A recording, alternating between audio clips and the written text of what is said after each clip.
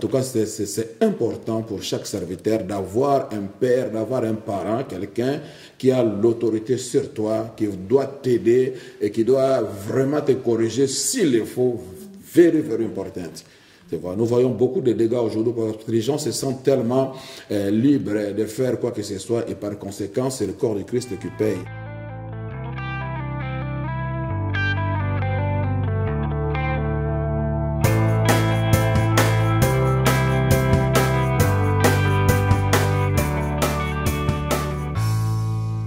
Bonjour à tous et bonjour à toutes et bienvenue sur le plateau de C'est encore possible.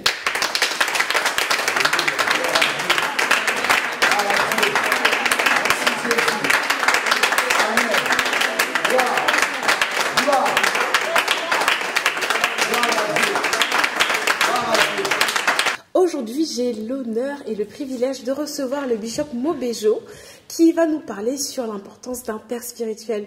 Bonjour bishop Mobejo. Bonjour. Bienvenue parmi nous. Merci. Donc pour cette deuxième édition de C'est encore possible, tu vas nous parler sur l'importance d'un père spirituel. Est-ce que tu peux, pour ceux qui ne te connaissent pas, te présenter, nous dire d'où tu viens, qui tu es? Merci beaucoup. Je suis le docteur Anthony Mobejo, fondateur du ministère Kamensi. Je suis marié à une merveilleuse femme, Annie Mobejo, qui est notre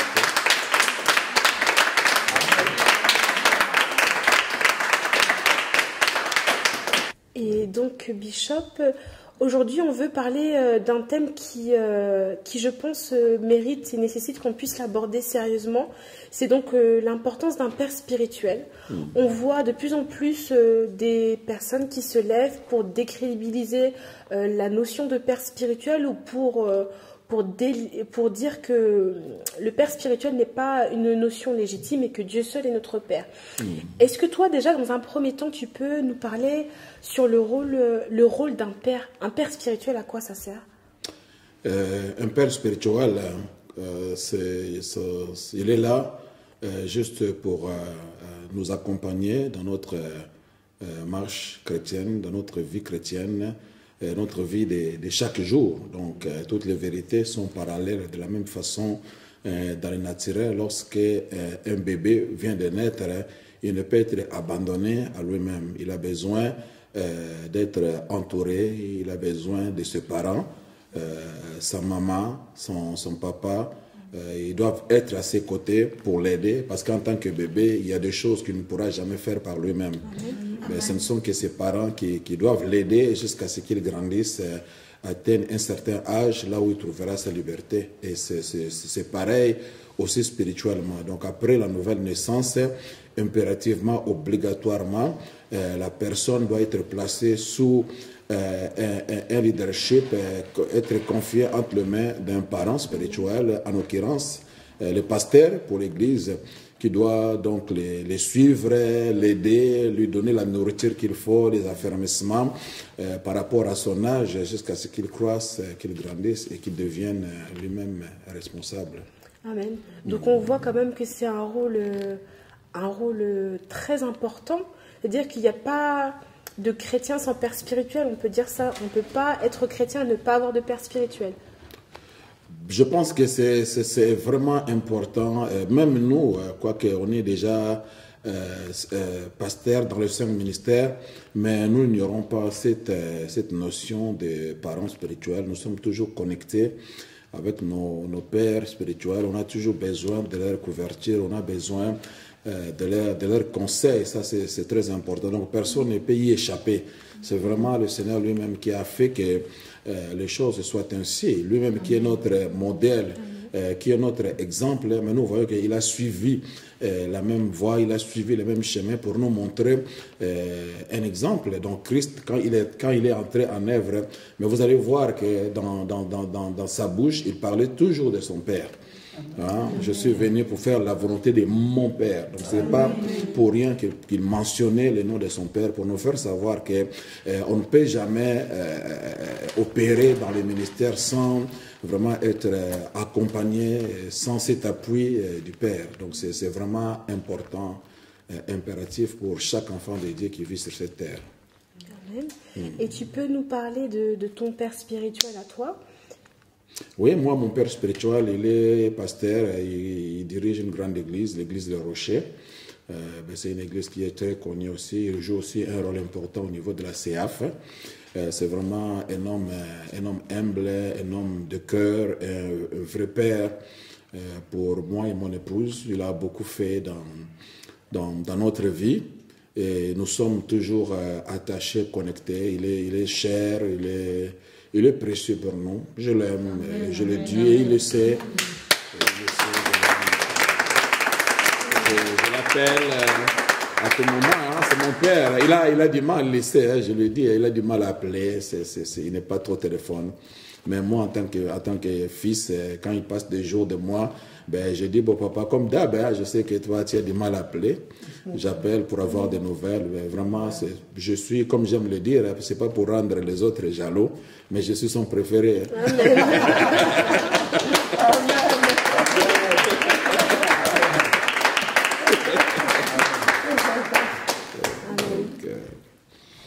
C'est un peu ça, pour nous faire comprendre que ça, c'est vraiment une pensée qui vient tout droit du royaume des ténèbres, hein, pour nous déconnecter. Le diable connaît l'importance d'un parent spirituel. Lorsque on est soumis à un père, qu'est-ce que nous pouvons vraiment recevoir de nos parents spirituels. Lui, il fonctionne dans le monde spirituel, il a évolué dans le royaume de Dieu, il connaît les structures, il connaît le fonctionnement, donc il est mieux placé vraiment pour nous embrouiller. Donc des gens qui ne sont pas sensibles à l'esprit de Dieu, qui ne sont pas connectés, qui ne veulent pas fonctionner selon les principes, le diable peut facilement s'emparer de leurs pensées, de leur cœur, et puis infiltrer ce genre d'idées que le parent spirituel ne sont pas importants dans la vie d'une personne. Mais si vraiment Dieu sait même pour qu'un enfant sur la terre, pour qu'il soit bien, il faut que les parents se tiennent à ses côtés pour l'aider. Nous voyons les enfants qui sont abandonnés, par exemple, dans la rue. Pourquoi le gouvernement a mis un système en place pour aller chercher ces enfants-là? Pourquoi ne pas les abandonner à eux-mêmes? Parce qu'ils comprennent qu'un enfant ne peut jamais être délaissé, ne peut jamais être abandonné. Il faut au moins lui trouver même des parents pour qu'ils puissent l'adopter. Alors si, et au moins qu'ils n'ont pas de Saint-Esprit, comprennent ça à combien plus forte chose, nous qui avons l'Esprit de Dieu. Donc il y a des choses, on n'a même pas besoin parfois qu'on prophétise sur nous, mais même notre bon sens essaie de nous faire comprendre des choses. Mais comme l'ennemi veut réellement vraiment créer et lever un mur entre les enfants et les parents spirituels, c'est pour cela qu'il est en train d'infiltrer de tels enseignements. Mais c'est à nous vraiment d'être en alerte et de ne pas ouvrir la porte à ces genres d'enseignements. Donc protégeons nos cœurs, protégeons nos pensées, restons fidèles à Dieu, accrochons-nous à la parole de Dieu.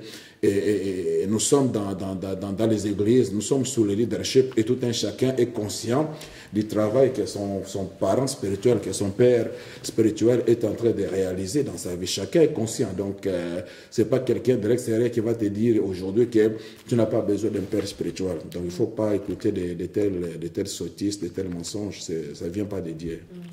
Amen. Amen. Je pense que tu as été vraiment très clair à ce sujet-là. Est-ce que tu peux dire un mot à tous ces pasteurs qui, eux, par exemple, débutent dans le ministère et qui pourraient être tentés par ces vents qui viennent, qui pourraient être tentés de se dire qu'ils n'ont besoin de personne et qu'ils se suffisent à eux-mêmes? Moi, je suis souvent dans les séminaires, les conventions sur le leadership. J'ai aussi beaucoup de jeunes qui sollicitent aussi mes conseils, qui se placent sous mon leadership, qui me considèrent comme un mentor. Aux États-Unis, ils ont mis ce système de mentor en place justement pour éviter de telles choses. Il y a parfois des jeunes qui sont entrés dans les ministères sans être préparés. Ils ont mis ce système-là de mentors pour aider justement ce jeune-là à ne pas s'égarer, à ne pas tomber dans le piège, à ne pas faire de n'importe quoi. Donc, c'est pourquoi maintenant, beaucoup de pasteurs, ils s'ouvrent vraiment à tous ces jeunes-là, s'ils veulent venir pour qu'ils puissent les aider. Ils sont là pour ça, c'est-à-dire un mentor, c'est quelqu'un qui a une expérience, qui a acquis une certaine expérience et qui se place à côté d'un jeune qui l'accompagne vraiment dans son ministère comme un père, comme un parent. Il partage son expérience avec lui pour l'aider à s'améliorer et jusqu'à ce qu'il devienne vraiment mûr et puis qu'il fasse vraiment un travail qui va donner gloire à Dieu. Donc, c'est ça, c'est ce genre de travail aussi que moi je suis en train de faire ici en France. J'ai pas mal de jeunes vraiment que je suis en train d'encadrer dans ce sens-là pour leur montrer vraiment que, en tout cas, c'est important pour chaque serviteur d'avoir un père, d'avoir un parent, quelqu'un qui a l'autorité sur toi, qui doit t'aider et qui doit vraiment te corriger s'il le faut. Very, very important. Nous voyons beaucoup de dégâts aujourd'hui parce que les gens se sentent tellement libres de faire quoi que ce soit et par conséquent, c'est le corps de Christ qui paye. Le témoignage, on ne joue pas avec. Hein? Et puis dans les choses de Dieu, on ne peut pas être des bricolaires. Et il y a trop de bricolage. Et sans te rendre compte que pendant qu'on bricole, jusqu'à ce que tu améliores, tu es en train de détruire ton image, ton témoignage. Et quand tu vas acquérir la maturité, tu sauras que le témoignage est déjà détruit, quoi. Donc c'est pour cela qu'il est vraiment très important pour ces jeunes, en tout cas, s'ils n'ont pas des parents spirituels, d'en trouver un, quelqu'un en qui ils ont confiance, ils croient vraiment à la grâce de Dieu sur lui, et des gens intègres qui aiment Dieu, qui marchent avec Dieu, mais ils peuvent toujours se placer sous leur leadership, vraiment pour que ces gens-là aussi puissent les aider dans ce sens-là. Donc tu conseilles à tous les jeunes pasteurs de chercher, s'ils n'en ont pas déjà, de chercher une personne de confiance pour pouvoir avoir un référent, c'est ça quelque part? Oui, ça c'est vraiment un conseil gratuit que je donnerai vraiment à chaque personne qui sent l'appel de Dieu ou qui il est déjà engagé dans le ministère. S'il n'a pas jusque-là un mentor, un coach, un parent spirituel, ben, il faudrait vraiment en trouver un qui saura l'aider, parce que cela est très important. Comme je l'ai dit, notre Seigneur Jésus, lui-même, il n'a pas fonctionné indépendamment de son Père. Donc, quand il est venu, il a compris que la grâce qu'il avait, l'autorité, l'onction, il avait tout ce qu'il fallait. Donc, il pouvait vraiment s'emparer de son Père et dire que je n'ai pas besoin. Mais il a compris que c'est un principe. Donc, on ne peut pas évoluer sur cette terre en tant que ministre de l'Évangile sans se placer sous un leadership, sous un mentoring. Et Jésus vraiment a élevé cette notion, cet enseignement sur le mentoring, sur le leadership. Il a honoré son leader. Nous aussi, c'est très important que nous ayons aussi nos pères vraiment spirituels. Parce que même si quand nous allons pour prêcher, nous voyons Jésus, avant de commencer le ministère, le jour où il est allé prendre son baptême, et la Bible dit, ce jour-là, quand il est sorti des eaux, le ciel était ouvert sur sa tête. Donc, le Saint-Esprit était descendu, le Père a ouvert la bouche, il a témoigné de son Fils. Voici mon Fils. Tu vois, il y avait un doigt qui était pointé sur lui. Voici mon Fils. Le Père a témoigné sur son Fils. Donc, il est important pour chaque enfant qui est engagé dans les ministères, qui est un doigt qui est pointé vers toi, un père, une voix qui crie que celui-ci est mon Fils. Ça te couvre partout où tu vas. Tu as du crédit. Donc, ça, c'est très important parce qu'on ne sait pas, on ne sait plus qui fait quoi. Voilà, donc, c'est très important que nous puissions vraiment avoir nos parents spirituels. Je peux lire dans Philémon, very important, dans Philémon 1, nous voyons par exemple Paul qui envoie sa lettre à Philémon 1, verset 10, il n'y a qu'un seul chapitre. Il dit, je te prie pour mon enfant que j'ai engendré étant dans les chaînes, Onésime, qui autrefois t'a été inutile, mais qui maintenant est utile, et à toi et à moi. Je te les renvoie, lui, une partie de moi-même. Donc on voit un père spirituel qui parle de son fils spirituel. Onésime, qui autrefois était esclave chez Philémon. Maintenant qu'il est dans le Seigneur, il a accepté Christ. Donc, toutes ces barrières-là maintenant sont détruites. Donc ils doivent maintenant devenir des frères en Christ. Tu vois, quelqu'un qui était autrefois ton esclave, mais maintenant que toi tu as accepté Jésus, lui il a accepté Jésus, vous devenez maintenant frères en Christ. Donc toutes ces barrières-là doivent tomber. Mais tellement que finalement avait du mal à accepter cela, c'est ainsi que maintenant le père spirituel, donc en l'occurrence Paul, qui va donc prendre ses responsabilités, il va maintenant envoyer Onésime auprès de Philomène. Mais nous voyons comment est-ce que le père présente son fils spirituel. Il présente, il dit, je t'envoie Onésime une partie de moi-même. Imagine-toi un pasteur qui appelle son fils spirituel une partie de moi-même. Qu'est-ce que la personne a fait? Qu'est-ce que ce fils a fait? Qu'est-ce que ce fille a fait pour que le cœur du père soit touché jusqu'à ce point? C'est-à-dire qu'une reproduction, c'est un produit. C'est-à-dire que Paul en miniature. Amen. Amen. Donc c'est comme cela que le Seigneur veut que les choses soient au sein du corps de Christ, qu'on sache qui est qui fait quoi. Ça ne coûte rien d'être sous le leadership, d'avoir un parent spirituel qui nous aide. On n'est pas là, les parents ne sont pas là pour nous rendre la vie difficile. Ils sont là justement pour nous accompagner, pour nous aider. Par rapport au message que nous avions écouté ce matin, les parents de Samson étaient derrière Samson. Quand Samson voulait aller à Timna, il avait déjà grandi, il a atteint l'âge adulte. Donc, il devrait maintenant entrer dans la vision de Dieu, entrer dans les plans de Dieu pour sa vie. Mais on voit maintenant, lorsque Samson va y aller, mais il ne va pas aller seul.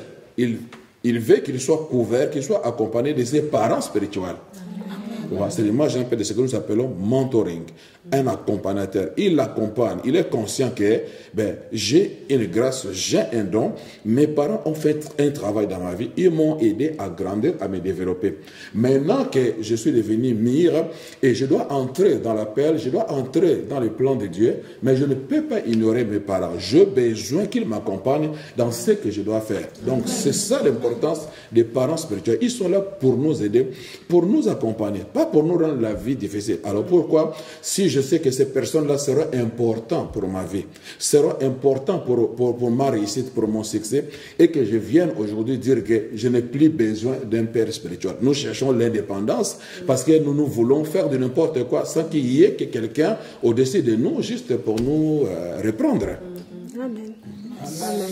Je pense qu'on peut quand même acclamer cette parole qui est...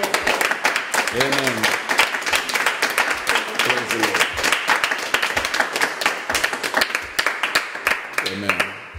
Et tout ce que tu dis, je pense que c'est tellement, tellement vrai. Et dans les temps où nous vivons, c'est très important qu'on puisse encore entendre ces choses à l'appui de la parole, hein, pour ceux qui seraient encore sceptiques, parce que dans la parole elle-même nous confirme que la notion de père est bel et bien biblique et que c'est une notion qui est intemporelle et qui est toujours d'actualité. Si tu le permets, Bishop, nous allons passer donc à la partie des questions pour les personnes qui voudraient te poser des questions. Bonjour, je me présente, je suis Mukunku Lori et ma question c'est quelle est la conséquence d'un fils qui part fonder sa propre église plutôt sans l'accord de son père spirituel, se disant que c'est la volonté du père en fait, du père Dieu. Merci pour ta question. J'aimerais que nous lisons dans Des Rois, chapitre 4, à partir du verset 18. La Bible dit ceci: l'enfant grandit, et un jour, il était allé trouver son père vers les moissonneurs. Il dit à son père: ma tête, ma tête. Le père dit à son serviteur: porte-les à sa mère. Le serviteur l'emporta et l'amena à sa mère, et l'enfant resta sur les genoux de sa mère jusqu'à midi, puis il mourut. Amen. Amen. Donc, nous voyons un exemple clair ici. L'enfant grandit. On a ici l'image du leadership, l'image de l'Église, un enfant spirituel qui évolue sous un leadership pris en charge par un parent, par un père spirituel qui est en train de le guider, qui est en train de l'enseigner, qui est en train de le suivre le parent spirituel, lui, il a ce qu'on dit l'œil de l'aigle, c'est-à-dire il voit là où les autres ne voient pas. Lui, il ne voit pas seulement l'excitation, lui, il ne voit pas seulement les attitudes, l'appareil extérieur. Mais lui, il a l'habilité d'entrer à l'intérieur, de savoir un peu si tu es prêt ou si tu n'es pas prête. Alors, parfois, on a l'impression, quand on est à l'église, à un certain moment, c'est comme si ton leader ou ton pasteur ignore. Tu ignores, il ne voit pas ce que les autres voient, où il est en train de te négliger. Bon, il y en a qui le font, hein, mais bon, ça c'est vraiment des irresponsables. Hein. Le plaisir d'un père, c'est de voir son enfant grandir. Amen. Non, je parle de véritables serviteurs de Dieu. Donc, nous voyons le cas, par exemple, de cet enfant qui est sous la paternité de son père, qui est là, qui travaille avec lui, son père. C'est un moissonneur. Il les voit grandir, se développer.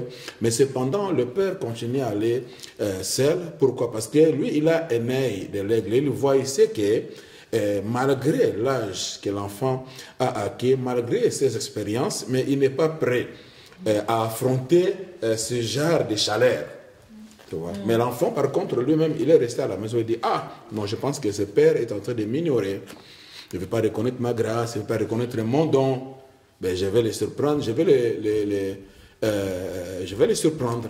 Et l'enfant suit le père chez le moissonneur. Et lorsqu'il arrive chez le moissonneur, qu'est-ce qui va se passer maintenant? Il va rencontrer cette chaleur-là qui est meurtrière. Et lorsque la chaleur a frappé sur elle, c'est l'enfant qui a crié « ma tête, ma tête ». Ça, c'est la douleur du ministère.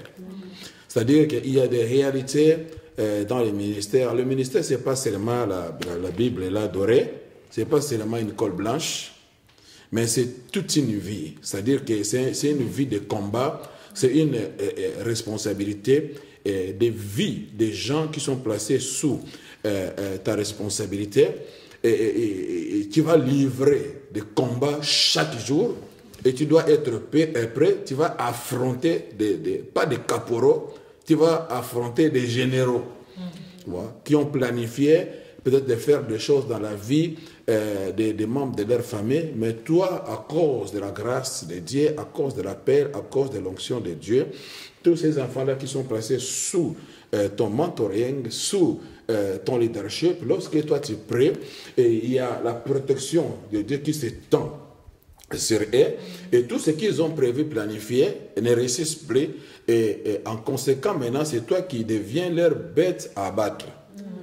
Donc, il faudrait vraiment que tu puisses avoir l'onction nécessaire par rapport à ce que tu dois faire. Tu vois? Parce que ça marche de pair et l'onction et l'appel. Quand Dieu appelle quelqu'un, il y a l'onction qui entre en jeu par rapport à son appel. Quand on m'appelle pasteur, il y a cette onction-là pastorale qui me couvre et qui me permet d'être efficace. La Bible dit, notre capacité vient de Dieu. L'onction nous donne l'habileté que nous n'avons pas humainement parlant pour réaliser la mission que le Seigneur nous confie. C'est-à-dire qu'on ne peut le faire par sa force. Mais lorsque Dieu t'appelle, il libère l'onction. L'onction te rend capable. Il y a des gens, moi, de nature, je suis calme, je ne parle pas. Mais si tu me mets devant, c'est là où tu vas m'écouter. Voilà. Donc, dès que j'entre dans mon domaine, dans mon ministère, il y a cette onction-là que le Seigneur a investi en moi, qui est libérée. Là, tu vas bien m'entendre. Mais dès que j'ai fini, j'ai fini. Je ne parle plus. C'est comme cela que Dieu a fait des choses. C'est pour cela qu'il est très important. Donc, nous voyons cet enfant qui se croyait être prêt, aurait d'attendre que le Père qui l'aidait à grandir, qui le suivait, qui le canalisait, puisse lui dire que bon, aujourd'hui, tu vas aller avec moi. Tu vois? Mais non, lui, il a voulu anticiper les choses. Pourquoi? Parce qu'il croyait que peut-être le Père ne voit pas les grâces que j'ai. Dans le ministère, moi-même, je suis pasteur depuis des années, j'en ai vu. Hein? Parfois, il y a des enfants qui sont là, excités, encouragés, acclamés par les autres. Puis à un certain moment, ils commencent à réclamer ses droits. Oh, mais Père, quand est-ce quel jour moi je vais prêcher? Tu vois? Oh, moi-même je les vois, je sais que non, malgré ton excitation, mais tu n'es pas encore prêt. Tu vois? Et maintenant, comme l'enfant, il voulait surprendre son père, Et regarde maintenant les conséquences, c'est la chaleur qui va frapper sur eux. Oh, cette chaleur-là était meurtrière. Le père qui était expérimenté savait déjà que, en tout cas, pour affronter ce genre de chaleur, tu dois atteindre une certaine maturité, un certain âge. Alors, mais comme l'enfant n'a pas suivi le conseil du père, c'était ça les conséquences. Donc, c'est très dangereux parfois de sortir comme ça et puis aller commencer les ministères. Parce qu'on ne commence pas les ministères seulement comme ça pour commencer parce que tout le monde le fait. Non, non, non. On a besoin de cette grâce-là, on a besoin de cette onction-là, on a besoin de cet équipement-là, parce que quand l'alarme de Dieu sonne, Dieu doit pourvoir à toutes ces choses-là pour te permettre d'être efficace dans ton ministère. Donc, on ne peut pas entrer seulement dans les ministères parce que tout le monde y va.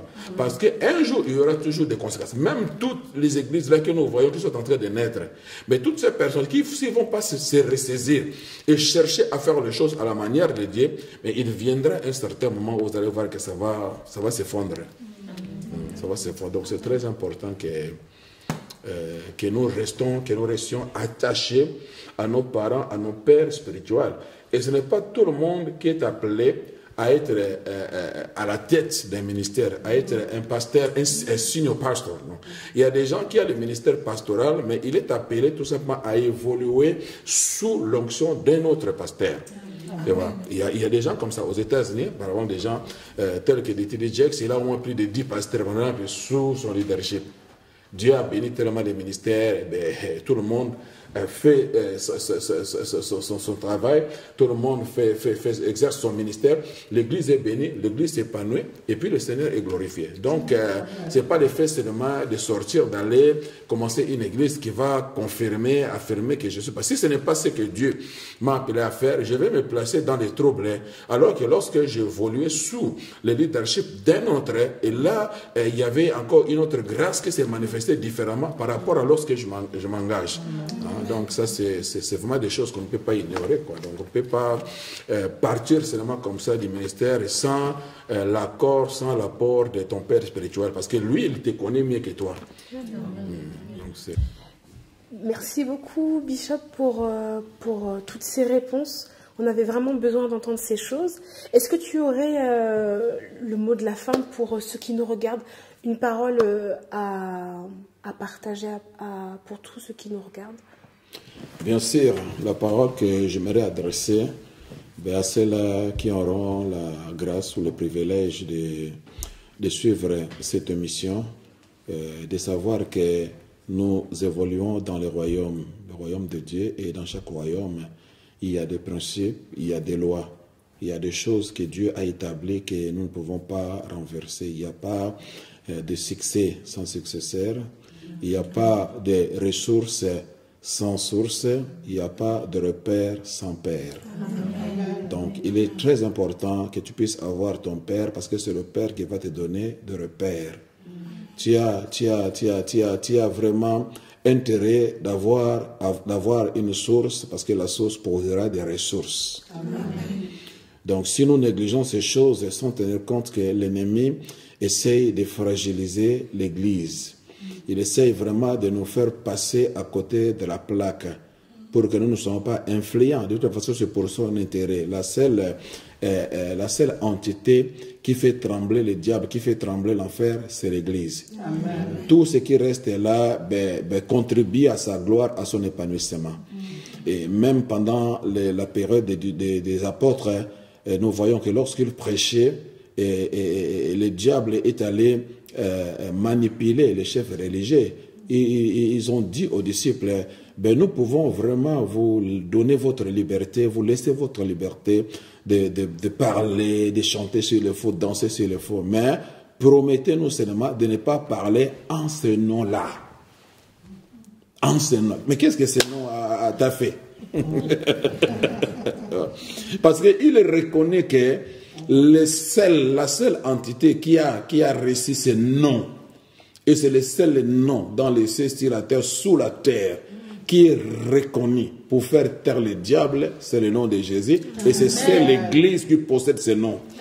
Donc si l'Église se lève, le diable doit se taire.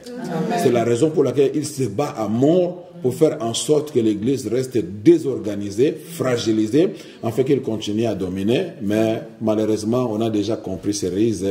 Il est perdant d'office. Alors je conseille vraiment à tous ces enfants spirituels qui sont en train d'écouter des bêtises de gauche à droite, que la paternité spirituelle n'est pas biblique, n'est pas nécessaire. Ça, ce sont des choses qui proviennent de l'enfer.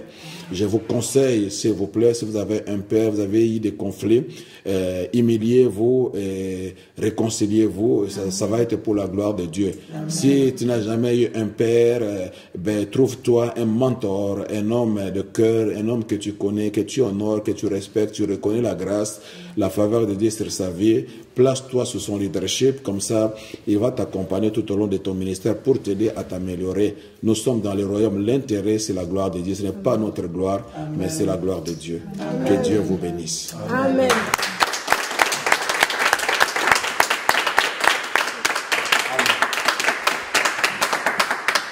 Notre émission touche à sa fin et je vous remercie de nous avoir suivis.